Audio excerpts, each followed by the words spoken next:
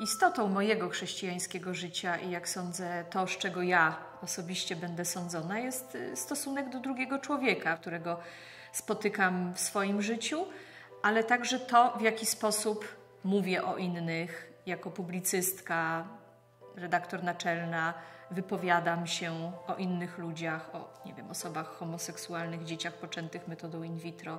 To, w jaki sposób mówimy o innych, to jest podstawowym znakiem, po którym chciałabym, żeby byli rozpoznawani chrześcijanie. Kiedy ludzie na mszy w kościele co niedzielę podają sobie rękę na znak pokoju, to bardzo często podają go sobie osoby o orientacji heteroseksualnej z osobami o orientacji homoseksualnej, nawet o tym nie wiedząc. Potem, kiedy wychodzą z tego kościoła w ciągu tygodnia, bardzo często mówi się o tych osobach o orientacji homoseksualnej potworne rzeczy. To pokazuje, że ten gest, który się odbył w kościele w niedzielę, nie był na serio, że coś z nami jako wspólnotą jest nie tak. Potrzebuję powiedzieć ludziom, potrzebuję powiedzieć gejom i lesbijkom, że taki głos jak mój, to jest właśnie głos z wewnątrz Kościoła i że ja wiem, że takich ludzi, którzy myślą tak jak jest wiele, może większość, że wewnątrz Kościoła są też ludzie, którzy ich nawet nie akceptują, bo to jest za słabe słowo, którzy mają głęboką zgodę i szacunek dla ich życia. Tego jest za mało. Ja chcę tego więcej. Chcę, żeby było wyraźne, że tego jest więcej. Cokolwiek jest napisane w katechizmie, to ja nie umiem stanąć przed osobą homoseksualną i powiedzieć jej, wiesz co, nie wiem, mamy dla ciebie do polecenia albo jakąś terapię, albo życie w czystości i samotności do końca życia, ale ogólnie to cię akceptujemy, tylko nie to, co chciałbyś, jak chciałbyś żyć i to, że chciałbyś mieć partnera tej samej płci. Tego akurat nie. Przyjmowanie założenia, że oni mogliby być pozbawieni, no już mówiąc tak radykalnie, językiem religijnym, szansy zbawienia z tego powodu, że oni żyją zgodnie ze swoją naturą, której im nie wybrali, wydało mi się zupełnie absurdalne, niesprawiedliwe. I ja takie założenie odrzucam. Główną rzeczą i sprawą jest uwolnienie się od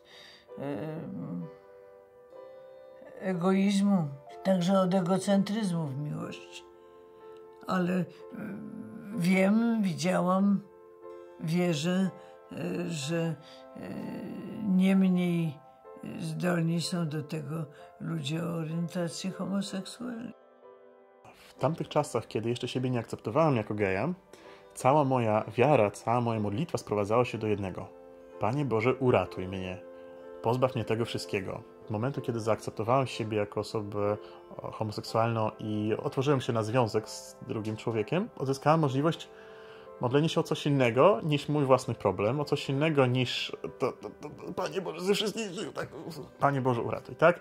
A tutaj nagle była ogromna wolność, bo mogę być sobą przed Bogiem i cieszyć się, mogę Jego wielbić i radować się każdej chwili z Nim. Okazało się, że potrafię modlić się za innych, okazało się, że mogę służyć innym, a nie tylko znowu, że skupiać się na swoim własnym problemie.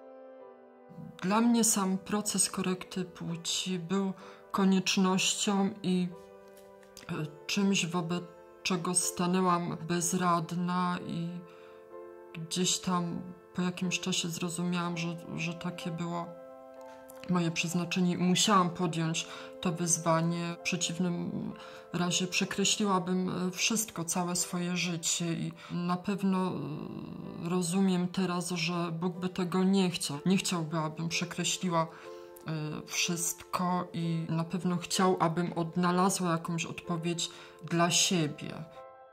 Ja przez wiele lat pracowałam jako psycholożka, jako terapeutka w kampanii przeciw homofobii i pisali do mnie geje i lesbijki, że chcą popełnić samobójstwo.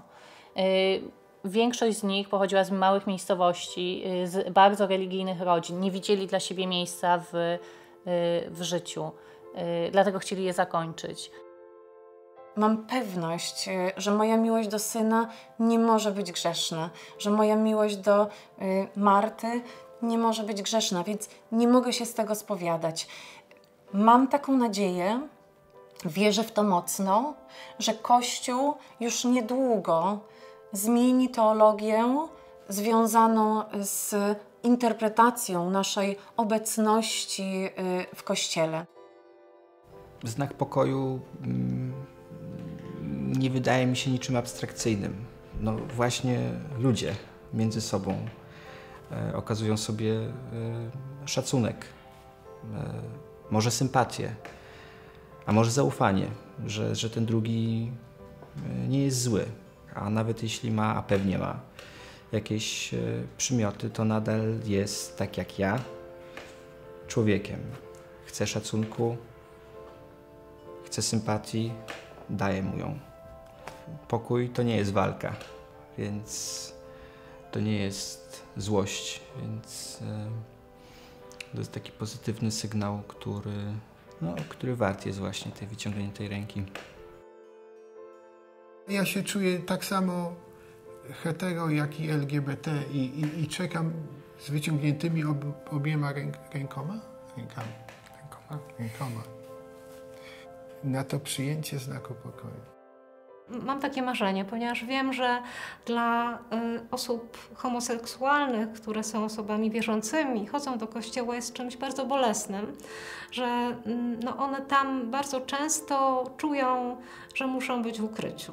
Ja chciałabym, żeby one nie musiały być w ukryciu i żeby czuły, że dzięki temu, że również wtedy, kiedy nie będą w ukryciu, żeby ci, którzy będą koło nich stali, chcieli im przekazywać, tak jak każdemu innemu, znak pokoju. Takie minimum. Sądzę, że choćby nauczanie papieża Franciszka powinno dopomóc wszystkim w tym, żeby mogli znak pokoju w tym kontekście również świadomie i z radością wykonać.